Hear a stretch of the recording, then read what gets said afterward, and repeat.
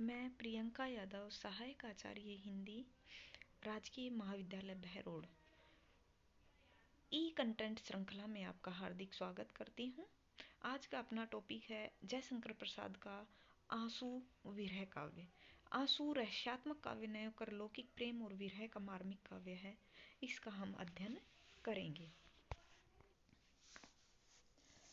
प्रसाद के विरह का प्रमुख तथा महत्तम प्रतीक उनका उत्कृष्ट तथा अमर काव्य आंसू है।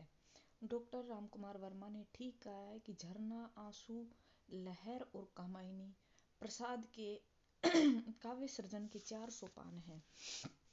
अपनी उत्कट वेदना, अपनी अनूठी मधुरता, अपनी तीव्र अनुभूति तथा अपनी प्रौढ़ कला में आंसू आधुनिक काल की श्रेष्ठ कलाकृतियों में से एक है। कामायनी को छोड़कर प्रसाद की अन्य कोई भी काव्य कृति आंसू की क्षमता नहीं रखती है। आंसू के वियोग का विवेचन करने से पूर्व उसके रूप पर कुछ चर्चा अप्रासंगिक न होगी। आंसू के पद्य सामान्य दृष्टि से देखने पर मुक्तक से प्रतीत होते हैं। कहीं कभी अपनी व्यथा का सुंदर चित्र प्रस्तुत करता है, तो कहीं प्रिय की स्मृति एवं उसका सौंदर्य वर्णन करता है, कहीं विश्व मंगल की कामना करता है, कहीं वेदना का स्तवन करता है। बीच बीच में सौंदर्य की व्याख्या भी हमें दिखाई देती है। फल स्वरूप पाठक को उसमें कोई तारतम्य दृष्टिगोचर नहीं होता, भले ही वह उसके काव्य कौशल का प्रशंसक हो। आचार्य शुक्ल ने लिखा है कि आंसू वास्तव में है तो श्रृंगारी विप्रलभ के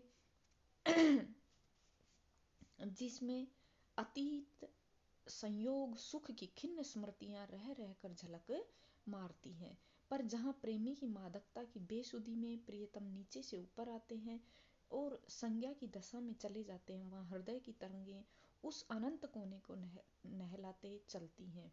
वहाँ वे आंसू उन अज्ञात प्रियतम के लिए बहते जान पड़ते हैं। आंसू एक विरह काव्य है। प्रसाद का अतीत से अत्यधिक प्रेम है। नाटकों तथा आख्यानक काव्यों में उन्होंने देश के अतीत को चित्रित किया है, तो आंसू में अपने अतीत को। इस रूप में विरह काव्य के साथ वह स्मृति काव्य भी है। एक और यदि अतीत के स्मरण के रूप में मिलन की मादक घड़ियों के चित्र हैं, तो दूसरी ओर विरह की सारी कसक, टीस, कचोट, वेदना तथा उसमें व्यथित एवं दग्ध हृदय के मूर्त हाहाकार तरलित होकर इसके छंदों में बिखर गए हैं। उसकी तड़पन के ये रससिक्त, मोहक और मर्म स्पर्शी शैली में अविरल अनुवाद केवल नाम के ही नहीं, सचमुच के आंसू हैं, गीले व सजल। पर इतना ही नहीं, आंसू की इन खारी बूंदों में एक मादक मिठास भी है, जो पाठकों को सरोबार किए रहती है। विरहानुभूति की अभिव्यक्ति। दूसरे संस्करण में प्रसाद ने इस काव्य को कथात्मक स्वरूप प्रदान किया है तथा काव्य जिस रूप में उपलब्ध है वह विरहानुभूति का सुंदर खंड काव्य है। यह काव्य कवि के विरह व्याकुल मन की कहानी है, जिसमें उसकी वेदना और टीस का अतीत के दिनों की स्मृतियों का चित्रण किया गया है। प्रसाद के अंत जीवन में इस प्रसंग से आंसू का रूप धारण कर समस्त विश्व को उसमें निमग्न कर दिया है। विरह का स्वरूप। आंसू काव्य में विरह का स्वरूप व्यक्तिगत होते हुए भी बहुत व्यापक है। इसमें कवि के जीवन की छाया का स्पर्श होने के कारण यह अधिक संवेद हो गया है। इसमें कुछ ऐसे संकेत हैं जो प्रसाद की विरह को किसी नारी विशेष से जोड़ते हैं। परिरब्ध कुंभ की मदिरा, विश्वास मलय के झोंके, मुखचंद्र चांदनी जल से मैं उठता था धोके। ऐसे किसी छंद में परिरब्ध का व्यवहार उनकी विशिष्ट विरह दशा का द्योतक है। लहर की प्रलय छाया कविता में श्यामा सृष्टि युवती थी। उसका संबंध कुछ आलोचकों ने श्यामा नामक वेश्या से जोड़ा है। इस संबंध में विभिन्न मत प्रचलित हैं, लेकिन आलोचक अपने अपने दृष्टिकोण से विरह के आलंबन को प्रकट करते हैं। स्मृति प्रसूत वेदना। आंसू काव्य एक स्मृति पर आधारित विरह काव्य है। संपूर्ण कथानक ही किसी ज्ञात या अज्ञात प्रिया की स्मृति में आंसू बहाने की करुण गाथा प्रस्तुत करता है। कवि ने जो दिन अपनी प्रिया के साथ हास विलास की सुखद घड़ियों में बिताए थे, वे दिन कवि को वियोग के क्षणों में याद आकर भिगोते रहते हैं। कवि प्रसाद की विरह की स्मृतियां उनके संपूर्ण प्रणय व्यापारों को समेट लेती है। कवि ने स्वयं स्वीकार किया है कि जो घनीभूत पीड़ा थी मस्तक में स्मृति बनकर छाई, दुर्दिन में आंसू बनकर वह आज बरसने आई। इन्हीं स्मृतियों में कवि ने श्रृंगार के दोनों पक्षों, संयोग और वियोग का भावपूर्ण चित्रण प्रस्तुत किया है। आंतरिक व्यथा की अभिव्यक्ति।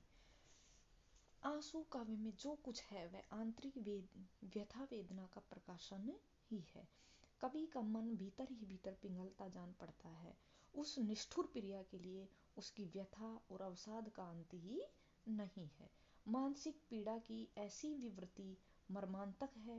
हृदय की पीड़ा इतनी तीव्र है कि दैन्य प्रदर्शन का अवसर नहीं है। सुख और दुख जीवन के दोनों किनारे आंसू की वर्षा से भरे रहते हैं। यहाँ न एकांत सुख है और न ही एकांत दुख। विरह मिलन का प्रणय चलता ही रहता है। लिपटे सोते हैं मन में सुख दुख दोनों ही ऐसे, चंद्रिका को अंधेरी मिलती मालती कुंज में जैसे। वेदना की व्यापकता। प्रकृति के विविध चित्र हमें आंसू काव्य में देखने को मिलते हैं। आंसू का अवलंबन। आंसू विरह काव्य है। आंसू के साथ ही एक प्रश्न यह भी उठता है कि इस विरह का आलंबन कौन है। इस शंका का कारण यह है कि प्रसाद जी ने कुछ स्थलों पर अपने प्रेमी को पुरुष के रूप में संबोधित किया है। इसका उत्तर प्रसाद जी ने श्री कृष्ण देव प्रसाद गौड़ को आंसू की उनकी प्रति में अग्र रूप में अंकित किया गया। ओ मेरे प्रेम बता दे तू नारी है कि पुरुष, दोनों ही पूछ रहे हैं तू कोमल है कि परुष। उनको कैसे बतलाऊं तेरे रहस्य की बातें, जो तुमको समझ चुके हैं अपने विलास की धापें। विश्व वेदना या वेदना की व्यापकता। आंसू में वेदना व्यक्तिक स्तर से ऊपर उठकर विश्व वेदना में परिवर्तित हो गई है।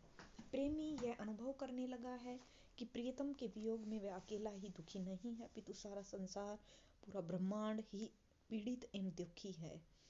एक प्रकार से उनकी वेदना व्याकुल होकर 14 भुवनों में घूम घूम कर कहीं भी सुख चैन का अनुभव नहीं करती है।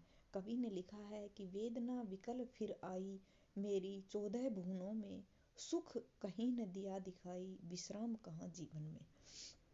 संक्षेप में हम कह सकते हैं कि प्रसाद का जो आंसू काव्य है उसकी विरह भावना की श्रेष्ठ कृति है।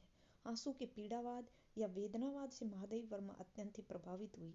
विरह वर्णन की दृष्टि से प्रसाद का क्षेत्र हरिओद और मैथिली शरण गुप्त के समान व्यापक नहीं है। उनकी दृष्टि अपने व्यक्तिगत प्रेम पर ही अधिक मुग्ध हुई है। इस दृष्टि से आधुनिक काल में प्रसाद की वेदना महादेवी और बच्चन के निकट प्रतीत होती है। अतः कह सकते हैं कि आंसू अपने सीमित आकार में भी आधुनिक युग की सर्वोत्तम विरहपूर्ण कृति है। धन्यवाद।